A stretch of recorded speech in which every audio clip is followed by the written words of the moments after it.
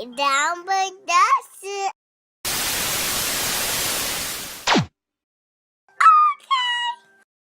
Hey, what's going on, everybody? We are Stay Down Productions.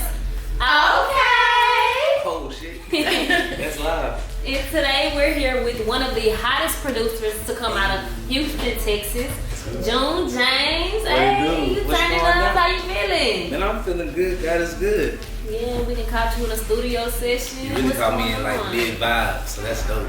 Mid vibes. What are you working on right now? Man, working on hella shit. My whole team, the Hit Cartel, we got a lot of placements on the way with a lot of big artists. I mean, some stuff I can let you know, but some stuff, I'm gonna keep secret. But I got a lot of stuff. Shit, man. NBA on the way. Kevin Gates on the way. Yo Gotti, Little Baby, Gone. I mean, a lot of stuff. We working on a lot of stuff, like bigger stuff, and at the same time trying to cultivate careers around Houston too. So we got a lot of local stuff popping on too, like with Lil Ray, Young Lee, Young Ruler, and Stunner Band shit too. BS and shit. It's going down. So where are you from? I'm from Acres Home. Acres Home, stand up, said, oh, Landing on the okay. nose. I'm from the North.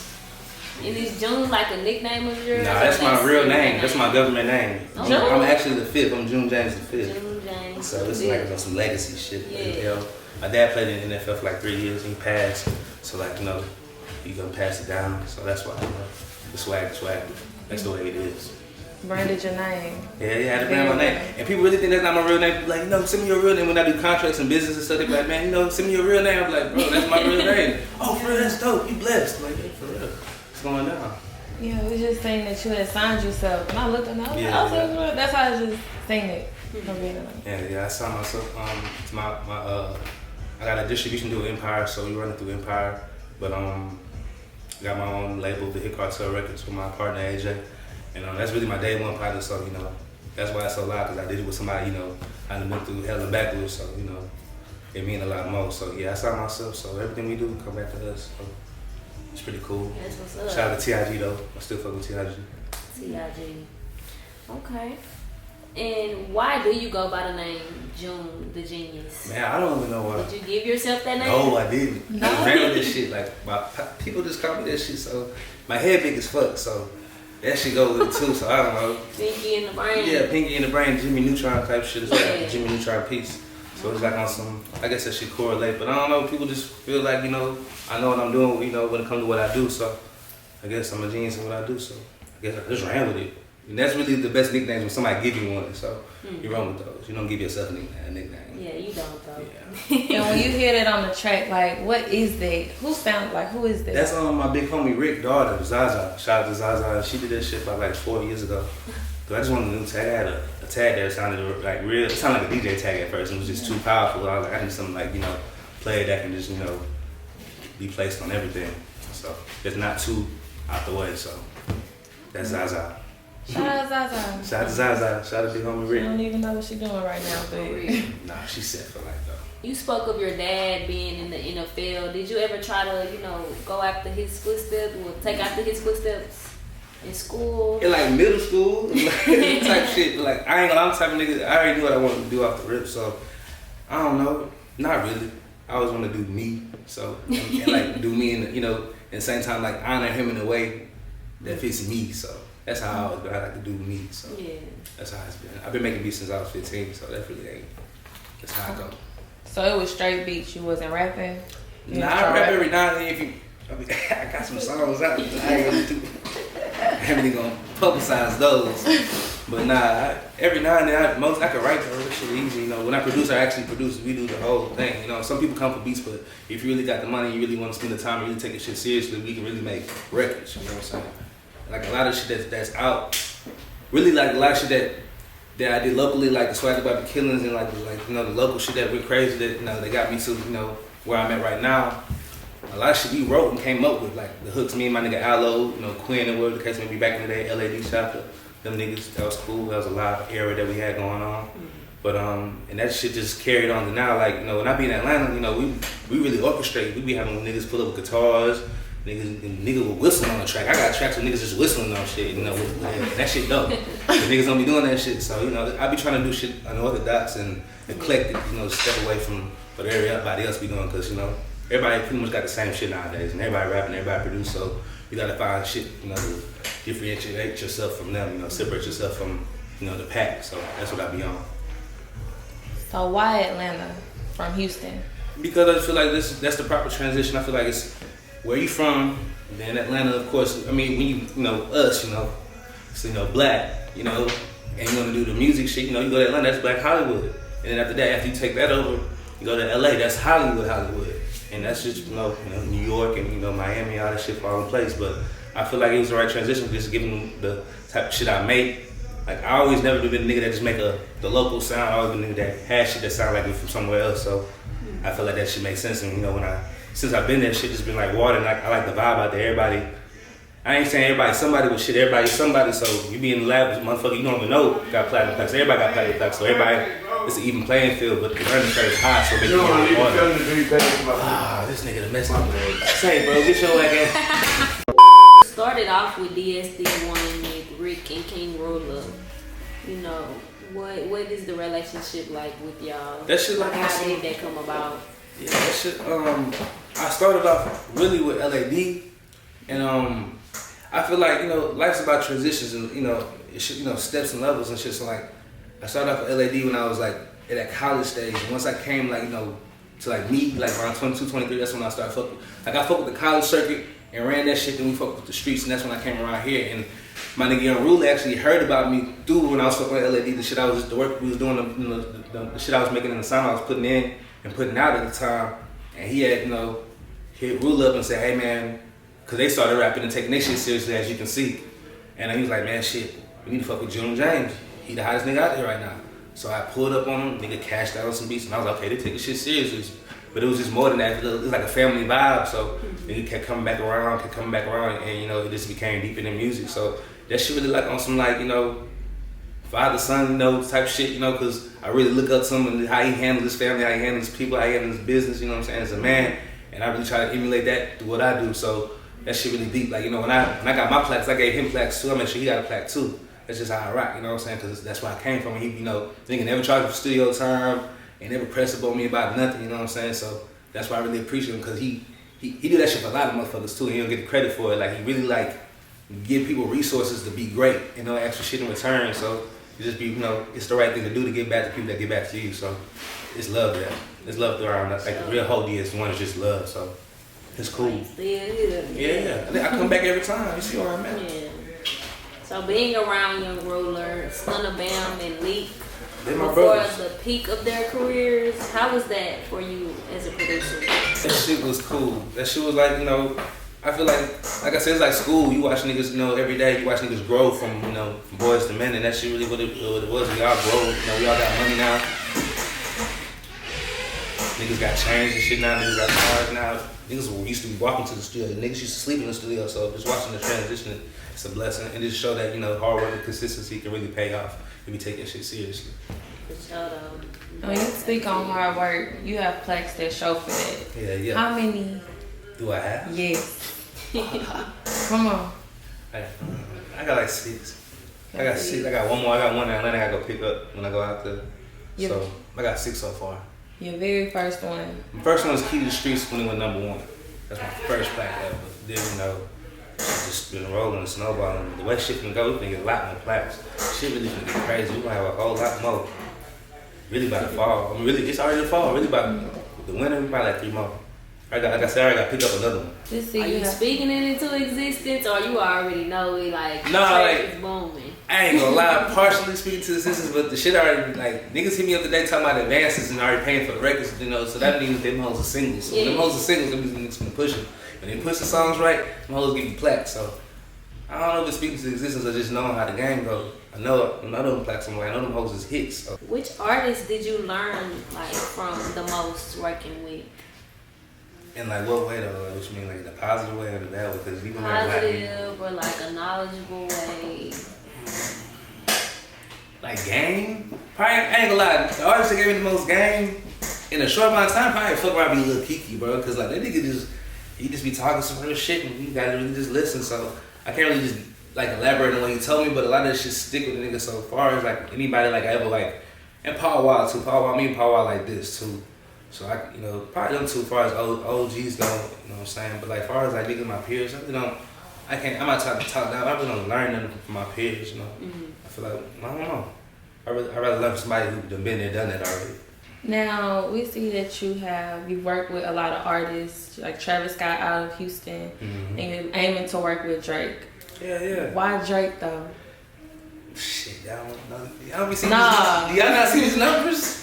That's why. And it's consistent, you know what I'm saying? It's like, exactly, why not? You know what I'm saying? Nigga wanna work with Beyonce and all them folks too. It's just like, I feel like, as far as hip hop go, that's like the top, either Drake or Kendrick or Cole. And I feel like Drake is a little bit more attainable as far as them two folks, because like for where I'm from and where I'm at, and where them folks from and what I do and what the type of sound I got. So that's why I say in the relationship I got with certain people, I know I can make that happen a little bit quicker than the other two. So that's how I feel about that. Those are 3 interesting names you put out there. So that was the truth. Like, those are top 3. Yeah. But I feel like I said, the numbers don't lie, bro. And they're handy numbers in every way. So we want the numbers, because the numbers equal, plaques, and the plaques equal money. So at the end of the day, we try to make this money. Now, what other engineers in the industry do you work with?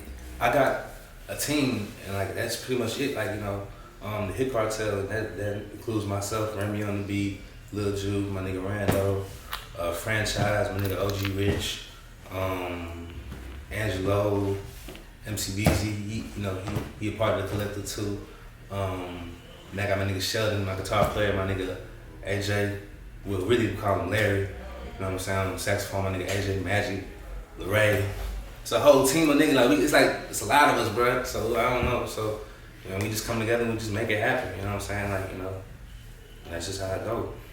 How do you go about putting your team together? Like, do you base it off loyalty? Yeah, that's the main thing. Loyalty and talent for sure. I really go after talent and loyalty. You know what I'm saying? Because at the end of the day, if you loyal, I could really teach you something.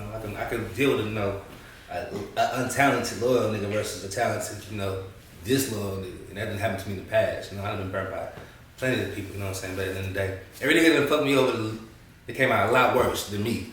At the end of the day, so I'm blessed. So, cause I really don't do no bad. So. Now, what's the biggest challenge you have being in the position that you're in? Challenge?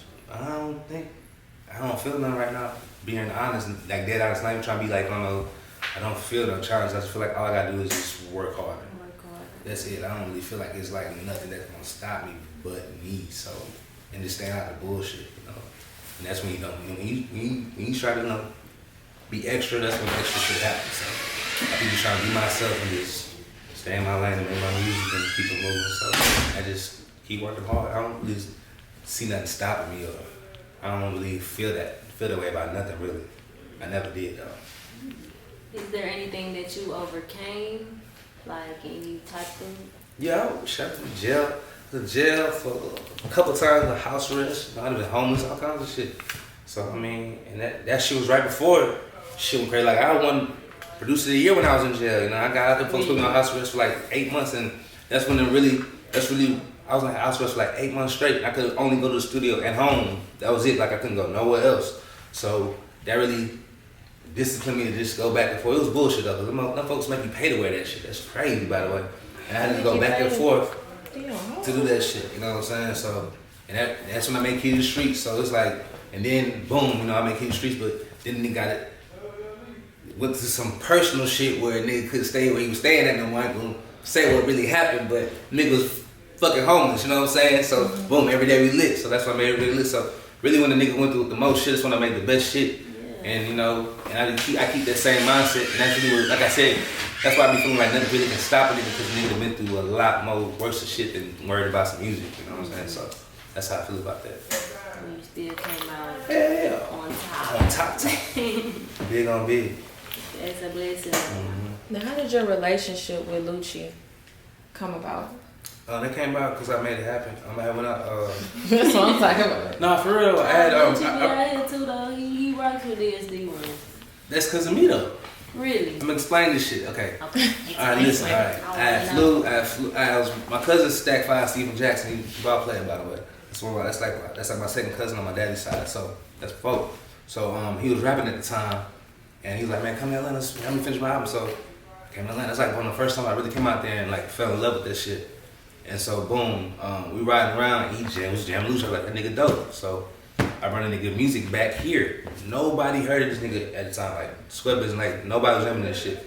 But I brought it back, gave it to Bam, I really gave it to Bam because I was like, hey, this nigga kind of got your vibe, you know? I still stunned that shit, you know what I'm saying? Because Stunner at the time was the hottest shit out here at the time. So I was like, man, hey, we need to get y'all niggas together because I think this nigga gonna be something one day, you know what I'm saying? This when he just dropped Which One Will One. So, boom, okay.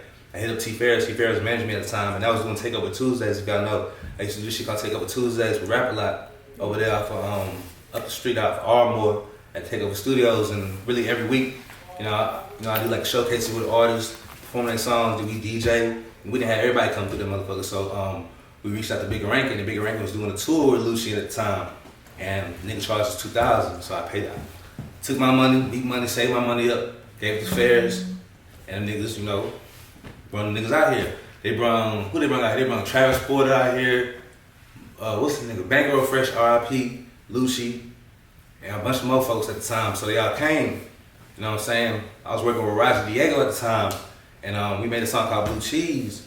That was kind of cool when the club was doing this thing, and everybody was like, man, you should get that nigga Lucci on the host since y'all fuck around. Because I had reached out to him, you know, just with a relationship and shit, just on some internet shit. And that's another thing, you know, fuck with niggas right before they blow up. Because when they blow up, you know, you can't really get access to them. So, you know, peep the transition, you know, because if you can get a hold of that, you can get in the dough.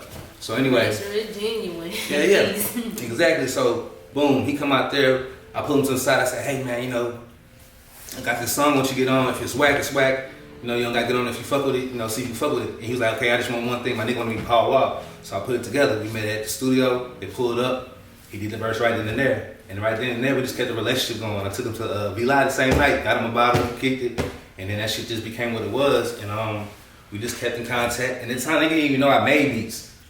He just knew I was just the nigga that did the event. So I was like, hey, I make beats too. Boom, bada boom, and I kept sending the beats, He kept coming out here back and forth when he had shows and shit. And he'll come over here, because this is where I brought him to. You know what I'm saying? He met Ruler, they got cool, and they got their own relationship that they developed too. You know what I'm saying? And that shit just, you know, became what it is today. You know what I'm saying? When he come out here, he come over here because, you know, that shit I'm talking about. So, this is going to show you that if you want to do something, you got to really take the initiative to make other shit happen. You can't wait on shit to happen for you. You got to make shit happen for yourself. So, that's how we made that shit happen. Like, if I wouldn't have made them calls, or he went out there to even make that trip to go fuck with my cousin, do some music and shit, if I would've been on some, man, I don't wanna go out of town, you know what I'm saying? I would never heard this song, I would never came back home, if I would've saved that bread, I would never booked the nigga, and then I would never make them records. And I would never been sitting right here. So it's just, that's how that should go. How's the relationship now? Shit, it was Hollywood shit. I don't really, you know, we do him, I do me. I can't really just elaborate on that. So it is what it is. Which thing is the best though? I guess that comes with the industry, huh? Come with the industry. I didn't know it was like that. It's like a movie. My life really like a movie. You know, I ain't gonna lie. One day I'm gonna get like a VH1 special. This shit gonna be hard as hell. And then y'all gonna see what really be going down. I can't say everything is going down because it's just, right now I'm really trying to get some money right now. We're gonna hit that That's the goal. That's the goal. That's what been. So what's your relationship with Rap A Lot and Jay Prince? I ain't never met Jay. Nah, I take that back. I met Jay Prince one time. He was like, my partner was like, this nigga, he doing this thing. He the hottest out of Houston. And nigga was like, that's a blessing. Keep doing your thing. And that's the one and only time I ever met Jay Prince. And that was cool though. You know what I'm saying? But I fuck with folks, you know. Free my nigga Sergio. You know what I'm saying? Real nigga. Rap A Lot, affiliated. You know what I'm saying? But you know, and shit, I fuck with Rap A Lot. It is what it is. So when you're out here in Houston, what artists do you like to work with? The fam. I really like, and man, unless you paying, you know what I'm saying? But at the same time you paying, like, I look out, this is another thing. When I'm out of town, I'm hitting niggas over the head, 4,500 a beat, 5,000 a beat. Shit, nigga just hit for 10,000 a beat. I hear nigga, I be showing love, bro. Like, I be 500, 1,000, he go 1,500, you know what I'm saying? You know what I'm saying? I look out because that's where I'm from. I just can't, it don't feel right. But anyway, so if you coming with, you know, if you take yourself seriously, I be working with a lot of motherfuckers that just trying to make this shit shake. But for the most part, I really, you know, work with Fast Lane, NFL Cartel Bo, a lot of Northside shit.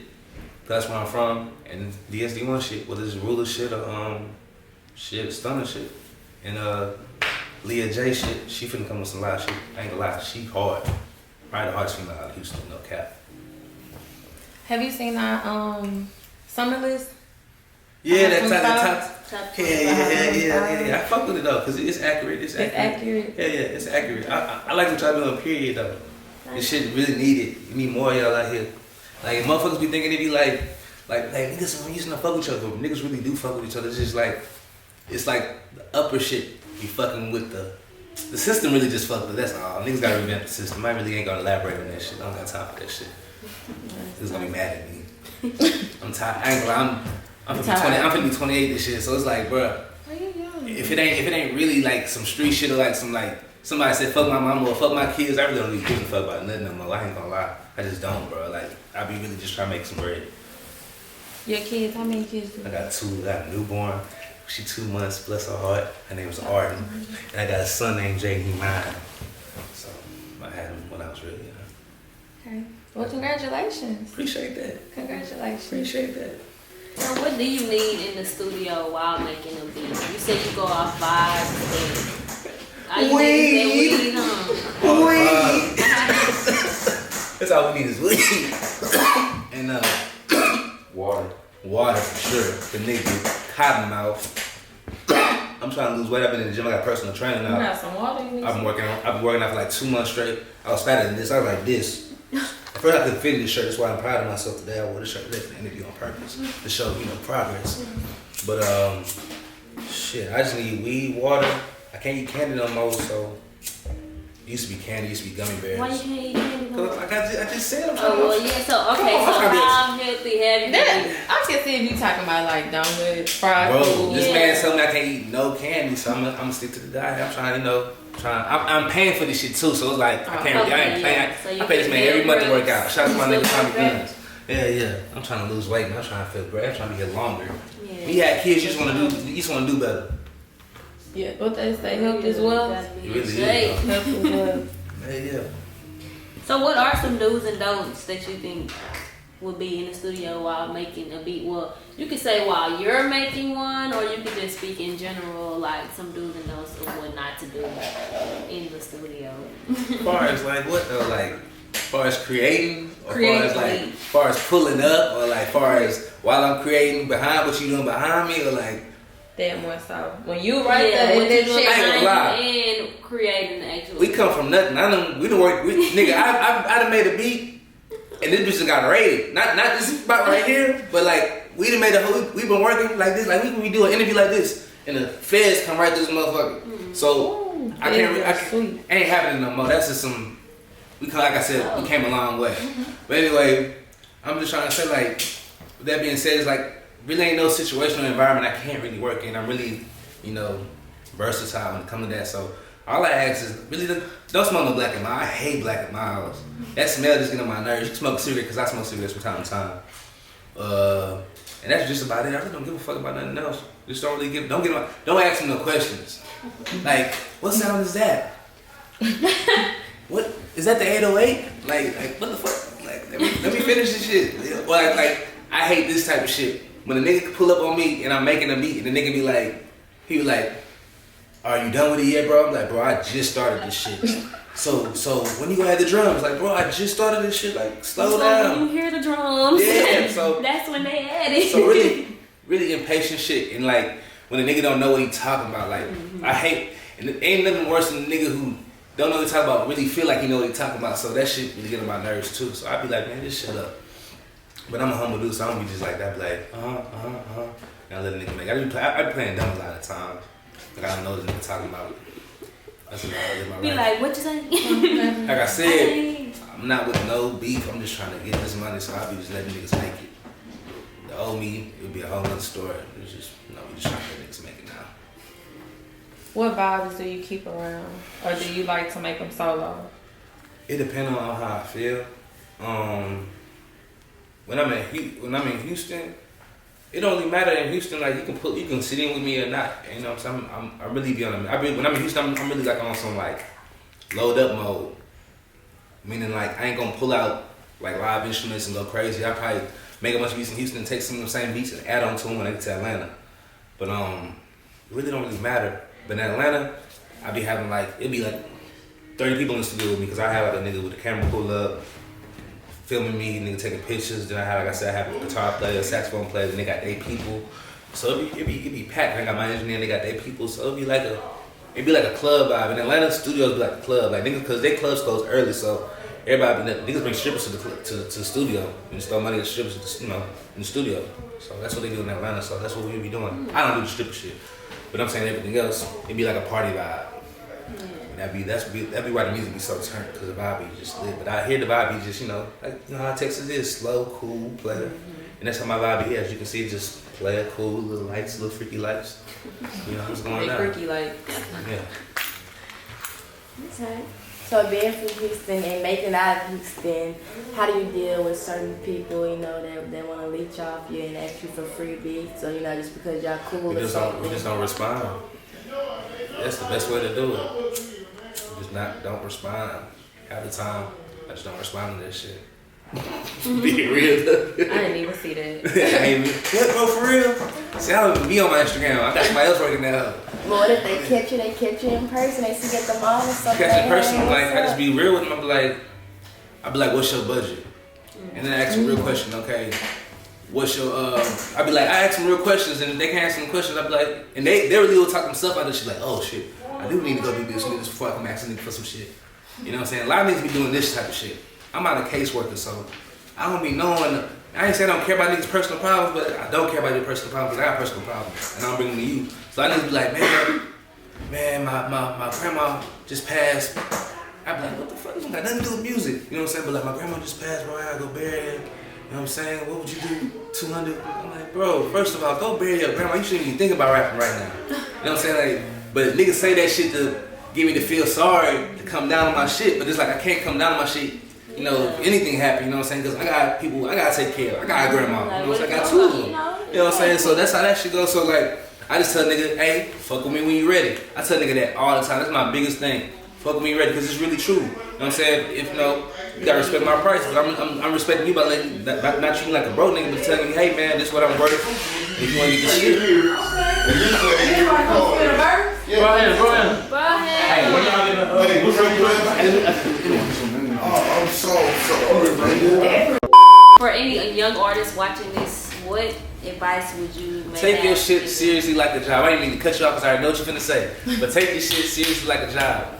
That's all you really gotta do. And be consistent with it. Like, meaning like, I ain't saying like, don't get a job, but like, a lot of times when people go get a job, that should be like a safety net. Like, on some, and then when you do that shit, after it, that means you don't believe in yourself. Like, you really gotta be like, okay, this is it.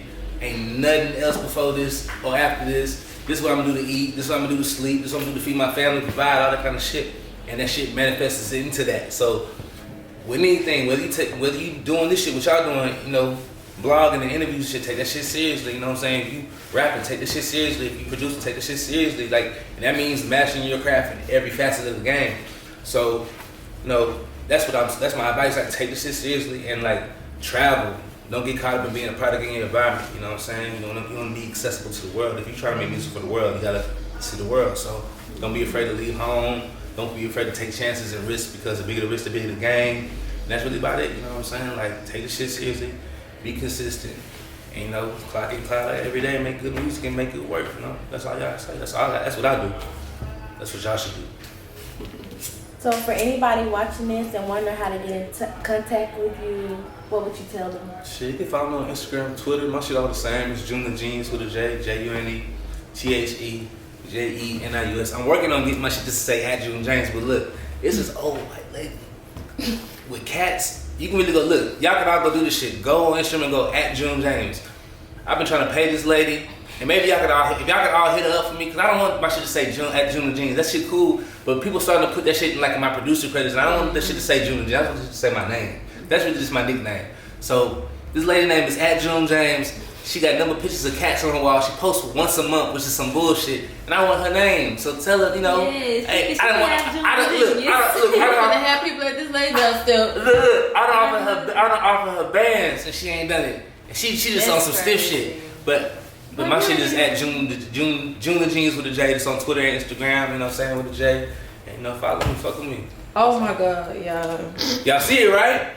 Yeah, can I see it? Tell this lady who I am. My shit. Can I see this? Cause that shit weak as hell, bro. It's nothing but ketchup. Look, what if somebody know my Instagram and just look that shit up? They don't think that's me. No. Maybe not. I don't know. Nah, they ain't gonna think That is so funny. She only got 49 followers. Shit fucked up. 242 posts. She one of the people grandma who just got Instagram to keep up with her folks. Like that's it. And post pictures of a cat. And that's cool and shit, but just change your name to like Miss June James or like Mrs. I don't know. June. Cat lady. Cat lady June. Cat lady June. That's Okay. fine. I'm just saying, but that's what's going down right now on the social media tip. So what's on the lookout? What should we be looking forward to from you? A lot of bangers. I ain't gonna lie, like surprising people. I don't want to tell y'all that. Oh. Because it's hard. It's on the way, but it's a lot of new shit on the way. It's a lot of hard shit. Like it's a lot of drip and it's a lot of hard shit on the way. So Drip, y'all keep that in mind. I'm really telling y'all what's going on. But y'all ain't reading between the lines. That's going on. So a lot of big shit going on. Like I said, I got shit with Gotti on the way. I got a lot of shit on the way. So got a lot of bangers on the way, and they all singles too, or like on big projects. So that's what's a blessing. Like this is the first year of my life where it's been like consistently like motherfuckers hitting my phone. That's how I know I'm doing something right. Before it'd be like, okay, so like I be making money like all day locally and like on the underground tip. But like far as like industry shit been hectic. That's a blessing. I got Sony fucking with me, Epic fucking with me, Atlantic fucking with me. So we just dipping and dabbling, taking advantage of every opportunity, and y'all gonna see the benefits of that, the fruits of the labor. So. Just stay tuned, cause look, if I tell y'all, ain't gonna hit you as hard. Like you wanna be like, oh damn, like see, nobody knew that Travis Scott shit was coming. That shit was dope, right? So don't y'all wanna feel like that every time? So why the fuck I'm gonna tell y'all? Like just get ready for that. That shit gonna be dope as fuck. Just know every time it's progression. Yeah, every time it's gonna be something liver than the last shit. This year been live as fuck though, but next year will be live. Well, do you have any last words or shout outs?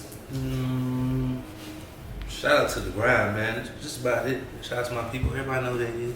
Everybody know who I fuck with. I don't got shout like y'all know I love y'all. That's about it. Last acceptance speech at the award show. Real Be like, shit. Hey, that's the most played. You just walk up. Y'all know I love y'all. Just walk off. Boom. Boom. You ain't even say, I didn't say nobody. God, shout out to God, because God make everything happen. I ain't gonna lie. God make everything shake for me, so. Shout out to all that. Stay down production. Okay. I'm trying.